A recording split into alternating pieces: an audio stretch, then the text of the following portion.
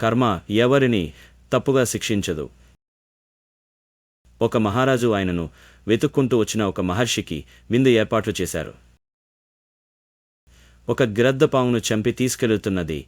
ఆ పాము నుండి ఒక చిన్నపాటి విషపు చుక్క రాజుగారు ఏర్పాటు చేసిన విందు భోజనంలో పడింది. అది ఆయన గమనించలేదు. వచ్చిన ఋషి ఆ భోజనం భుజించాక మరణించారు. రాజుకు చాలా విచారంగా ఉండింది.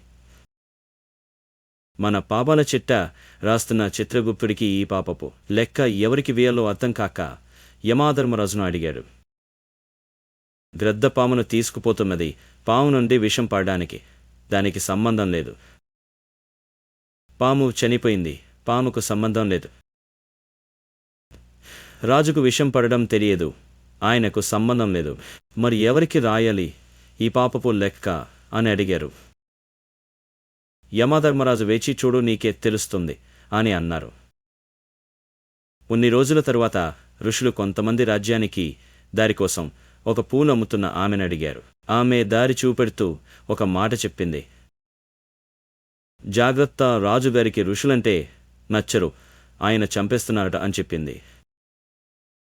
ఇప్పుడు చిత్రగుప్తుడికి పాపపు లెక్క ఎవరికి వేయాలో బాగా తెలిసింది. నిజం లేని, నిజం తెలియని పుకార్లు పుట్టించే అంత పాపం మరొకటి ఉండదు.